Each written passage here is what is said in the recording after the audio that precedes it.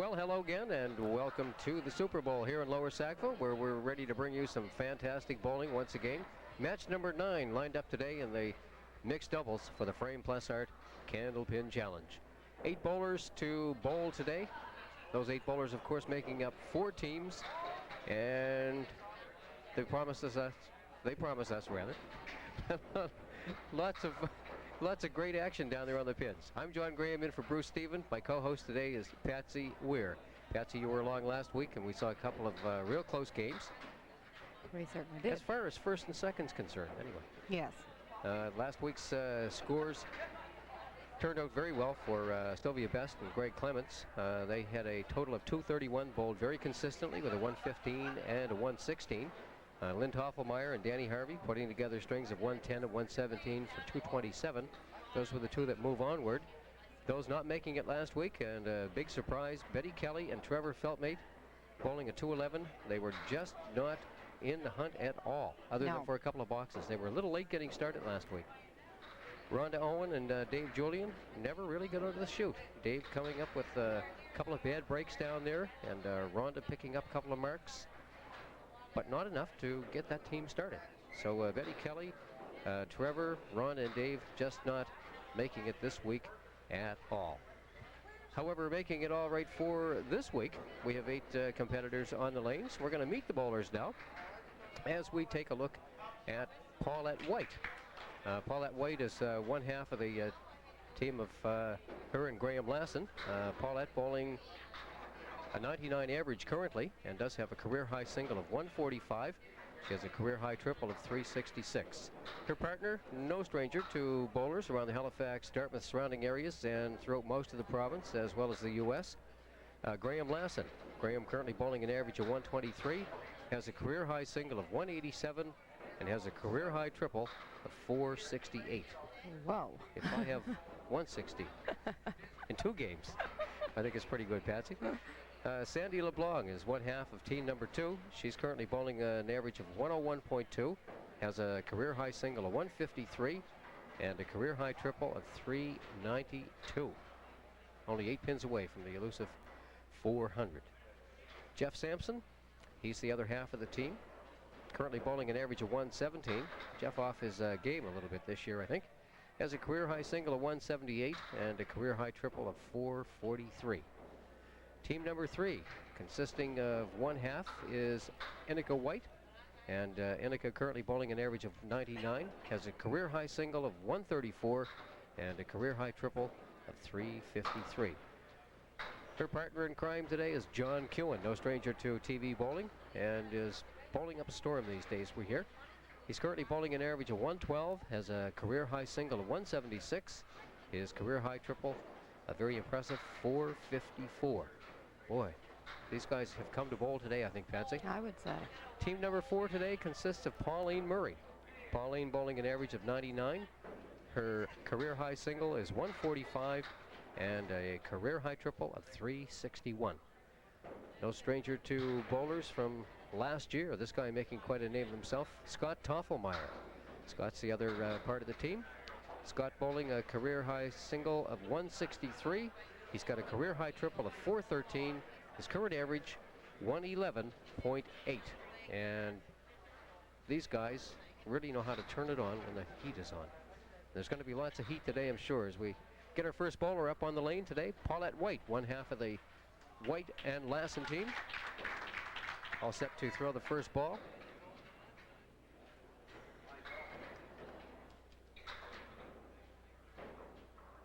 Paulette born in Knoll, down Hants County way. There you go, Paulette.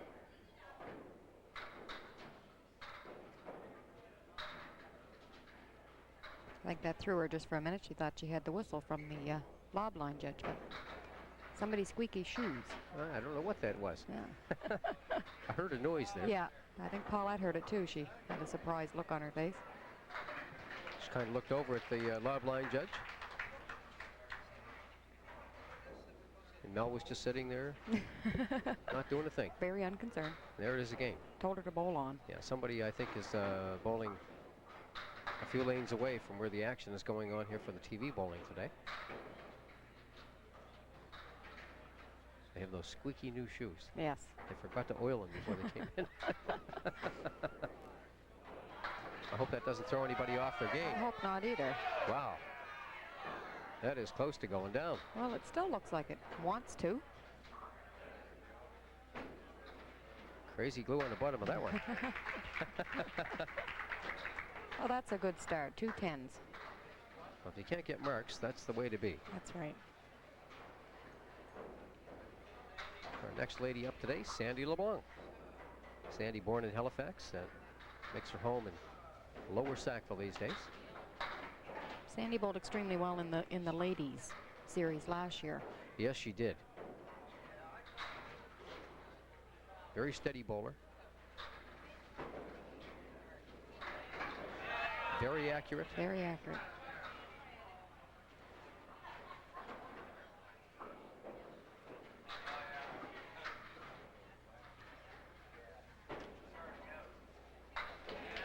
And another good 10.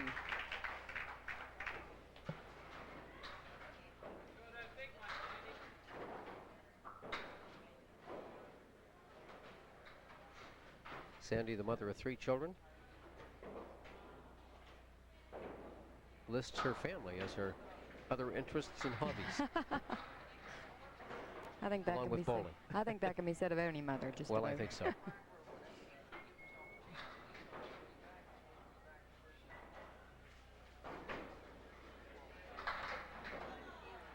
It's definitely a nice attempt.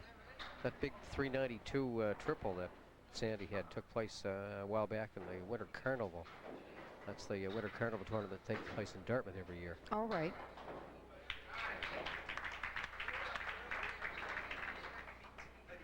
Well, I would suspect she will have her 400. She definitely has the potential. She throws a she nice sure ball. has. Just a matter of getting away from those other hobbies and interests and do more bowling.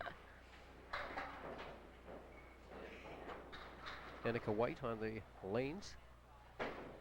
Born in Halifax, currently lives in Eastern Passage. Has 2 children, Patricia and Daniel. No doubt they're watching today.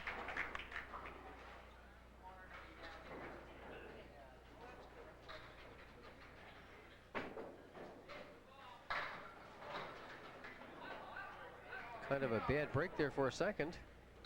All of a sudden, some backdoor action turns that into a pretty nice looking break.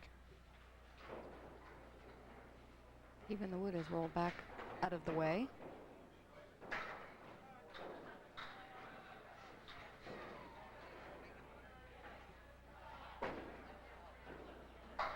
Well, you notice how she used that wood to set that up for Ken? Yes, yes.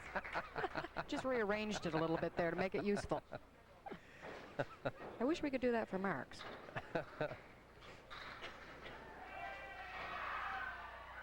Pauline Murray on the lane now. Pauline has a sponsor, I would say, from the looks of her shirt.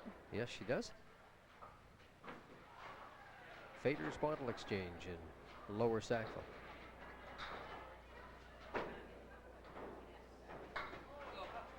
One of the companies that's been around for a number of years. Certainly doing their bit, I guess, in the recycling business these days. Yes. And as you said last week, it's nice to see these people come out and sponsor the bowlers. Well, it sure is. That shirt will not only be seen on the lanes for this series, this will be seen around the bowling lanes wherever Pauline happens to be in throwing some balls. Well, that's quite a messy break she has down there, John. Yes, I'm glad that she's bowling on that one and not me. I don't even know if that piece of wood would be of any use to her over there. Well, if you can just barely touch it, just enough to get it to move around a little bit. Don't hit it too full. You may get an extra pin. No, she's going to guess go she for didn't her like it short. anyway. She's going to go for the short too. So she's got a 7. So we have 2 boxes completed now for the ladies. With no marks. And no marks. So we continue on now in the first string of 2 that will be bowled today. The mixed doubles, of course, a little different. The ladies starting off the first game. They bowl 2 boxes. And then in the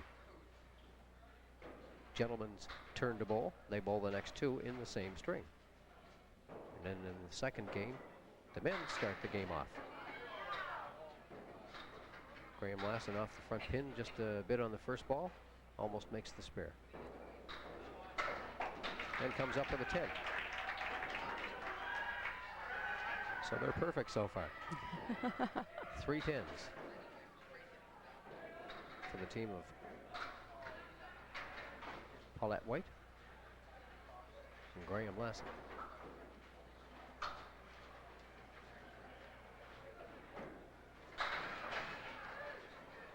Graham certainly gets those pins moving around down there. Yeah, they sure jump, don't they? They certainly do.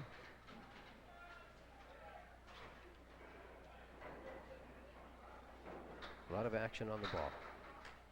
It's got a piece of wood in there, may help him with this shot, and it does. Certainly does. Yes. Sure makes it pretty to watch when it goes. Although with Graham, he would make it without the wood. He's pretty accurate. Probably one of the most accurate bowlers around the metro area. Jeff Sampson would fall into that category as well. Yes, certainly would.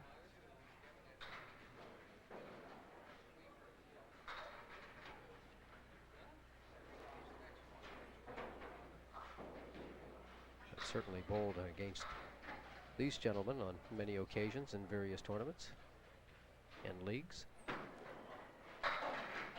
Had the opportunity last year to be on the same team as Jeff Sampson for a short period of time. Jeff had an unfortunate accident at work where he popped his kneecap. Oh, sounds and painful. he was out for the rest of the year. Oh. And how has that affected his bowling? Well, it has slowed him down just a little bit. Has it? You know, I'm thinking of the mixed tournament in New Minas in the spring, and I certainly saw no indication. Well, he might be maybe a point or two down on his average. Right. But when he first came back to do some bowling, he was certainly a little tentative. Yes. Well, with an injury like that, you don't want to make it any worse, that's No, for that's sure. right. And if he was told to stay off for 6 months, I'm sure he stayed off for the 6 months. That's right. Not to interfere with this game, because he's been doing it a long time and really enjoys the bowling game. Another one of the great left-handed bowlers. Seems to be more and more of them every day. I don't know whether they were hiding for a while or not, you know. But they don't have any problem, that's for darn sure. No, they certainly don't. It's just that the percentage of right-handed bowlers is quite larger over the left-handed bowler. That's why they get picked on a lot. Usually what someone would say, you see, is a right-hander would have made that shot. I've heard that comment. But some of these guys that are bowling 120 average or so, like Jeff Sampson is, those are the guys that turn around and bowl 150 game against you if you tease them too much.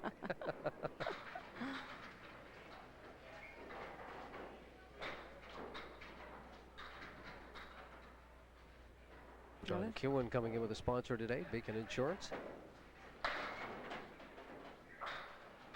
Bowling in his home lanes today, the Super Bowl.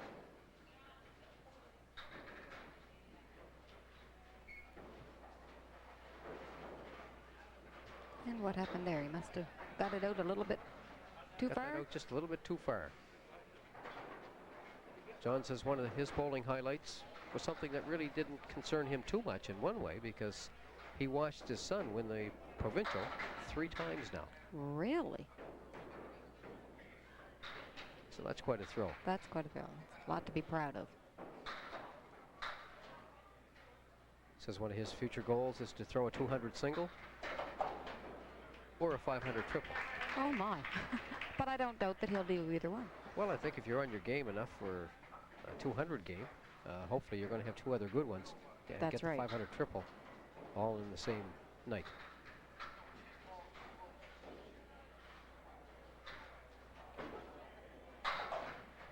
And about the only guy I know around here that had a 500 game is Doug Blackler. I don't recall anyone else having one. I think Doug had a 559 or something. We have a bowler out of our lanes, Tony Bent, who had a 501 a number of years ago. And that name no stranger to bowlers. No. Really have to be on your game. I would like to have seen them, either one of them. Boy, I'll tell you. There would not be very many pins on the plate that night. No, sir.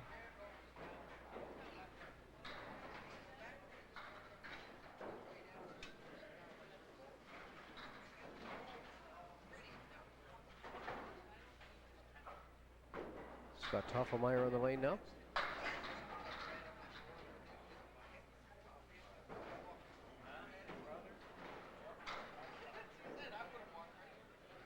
Certainly a messy break. Not really what he wanted, I don't think, off of that hit. Wow. Pretty powerful looking ball there. I'm impressed. Home lanes are at the big shot lanes in Musquedomet. Been bowling for 15 years.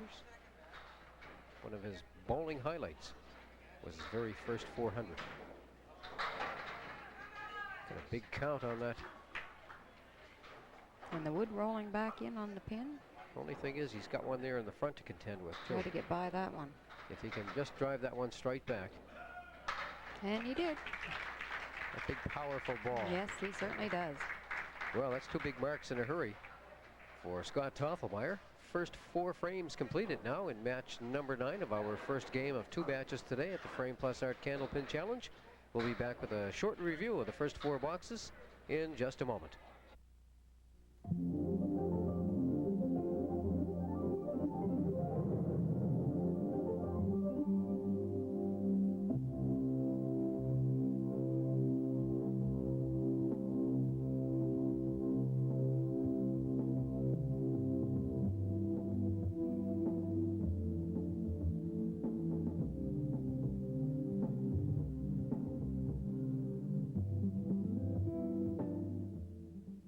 And we're back with more of the action here at the Frame Plus Art Candlepin Challenge at the Super Bowl in Lower Sackville. 8 bowlers bowling today, consisting of 4 teams, man and a lady on the 4 teams. And it is match number 9 as we make our way through to, I guess, the semifinals and on into the finals. Quarterfinals in there somewhere too, I think, Patsy. Yes. And I think this is match 10. And it's big, big money on hand once we get up to the very final one. $1,000, of course, for first place, $500 for second, $300 for third, and it's $100 for fourth. 3 marks on the board so far there today, Patsy, and it is pretty close. Only 10 pins separating the bottom place team from the first place team. Bottom place has 34, top place has 44. They're going to be open, and the team that is in there at the moment in second place are also open. So third and fourth place, they really have to get a couple of marks here so that there's not too big a jump where they're going to get out there and lose things in a real big hurry. So we're going to get Pauline White back up on the lane as we continue with this match. Don't like the bowlers sit there too long. They really cool off. That's right. They because we do have a little bit of a break after 4 boxes of play, and then a little bit of a break after the next 4. And the bowlers, of course, they like to get up there and bowl and not sit around too long a period of time. And especially with the doubles match, too, where you've got to wait for your partner to bowl as well. Yes, that's right. It's that much longer, so. So there's 9 down in a hurry. And on a mark. Spot to have it. That's a good place to have the big breaks. Oh, didn't miss that one by too much.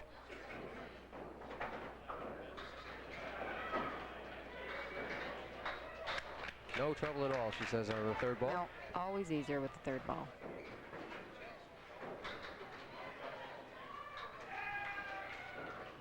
Psychologically, I think you're telling yourself, gotta get this mark, gotta get this mark. Mind game again. Yeah, then you miss it, so you say, oh, gosh.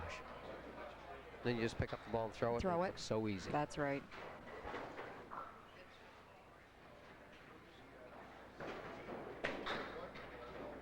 Paulette tells us she also enjoys golf and crafts as well as bowling. Quite a few bowlers seem to golf. I've never tried it myself, but... I have. I spend a lot of time in the woods, though. Not hunting, huh? No, not hunting. Hunting for balls.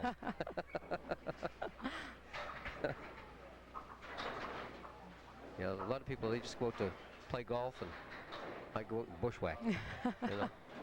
They say the name of the game of golf, of course, is to go out and get a hole-in-one. I just go out and try to get one in a hole.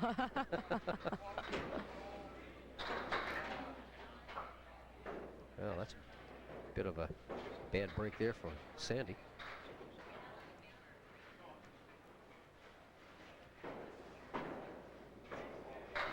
She's off the head pin just a little bit there. Needs to make a minor adjustment, maybe. Yeah, it's pretty tough when you're off the front pin on the first ball, especially with a break like that.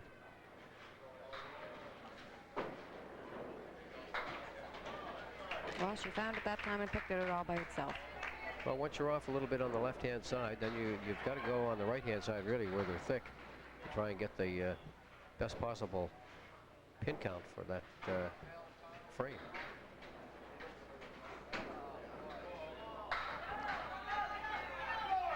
Sandy's future goal, she tells us, to better her league average and continue to have fun bowling. That's a pretty good outlook. That's a good outlook on life. That's right. That's number one. If you're not having fun anymore, it's time to hang up the quit. shoes. That's right. Some people do threaten that every week too.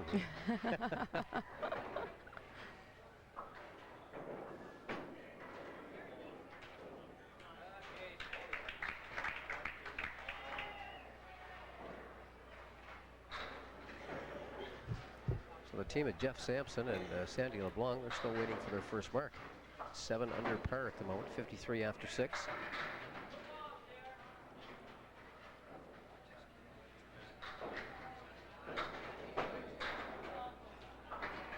And here's a spare. I wondered about that one with that piece of wood. I thought it was out quite a ways. Didn't look all that good, did it? No, it didn't, but she didn't seem to have any problem with it.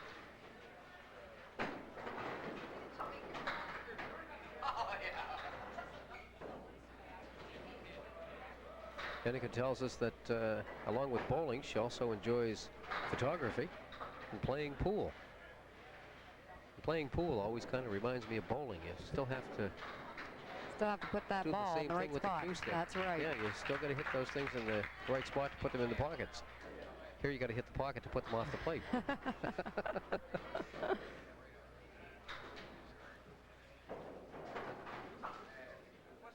Yeah, Pauline's open on the mark. It's going to have half, better than half. Better than half. And a pretty good setup.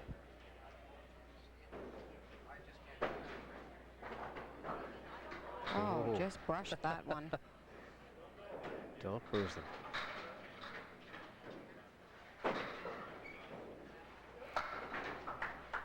Boy, Pauline's a pretty active lady. Enjoys bowling, of course. Likes to play darts. Enjoys reading. She does crosswords and cryptograms. Also doing a little bit of dabbling these days in cross-stitching. And, of course, she likes to get out and play some bingo. Well, she's a busy lady.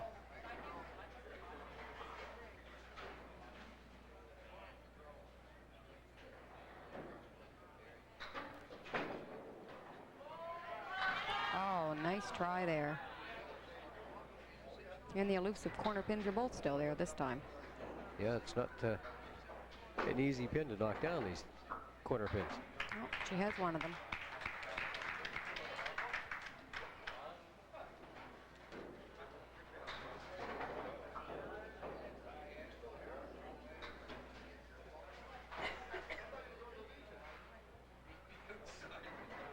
This guy likes to go out and do a little bit of fishing and some swimming when he's not in the bowling alley. Which can't be very often, I wouldn't think. Well, I've known guys that have gone fishing and gone swimming too, you know, at the same time.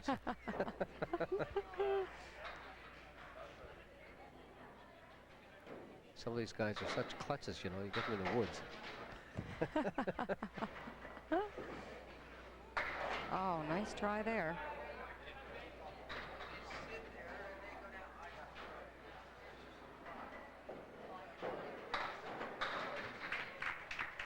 One of Graham Lassen's bowling highlights, he says, is bowling with the custom machine and tool team.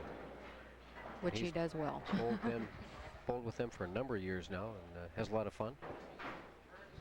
Has beaten a lot of teams, of course, with yes. that team. They're a pretty strong item when there are any bowling tournaments around. They live up to their name. They're a machine to watch. Oh boy, I guess they are. They get in what the bowlers call the zone, Yes. and they just get up there and freewheel. Or free throw. Well, Graham's got the 2 corner pins in this alley, same as what we just saw previously. He's got a piece of wood, though. And it didn't take either one of them. Take either one of them. Case of needing a couple more pieces of deadwood down there this time around.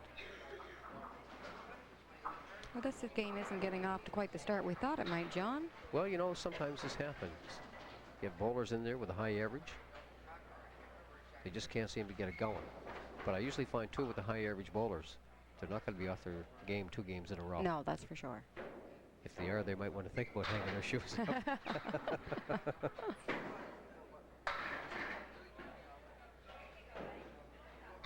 Jeff Sampson, when he's in the pocket, They explode. oh, they just explode. He'll get a strike, and you won't have a pin on the plate. No. Everything is right in the pit. And that's unusual in the game of candlepin. You usually have a couple of pins around. Oh.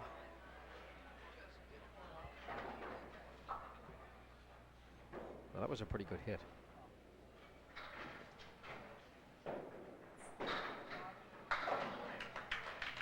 Good 10.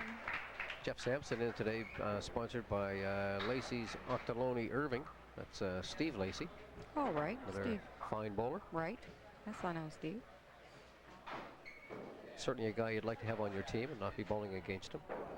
Seems to be an awful lot of those, doesn't there? Yeah, there does. You know, I was just thinking if a fella picked up about $500,000 somewhere in a 649 draw, he could make up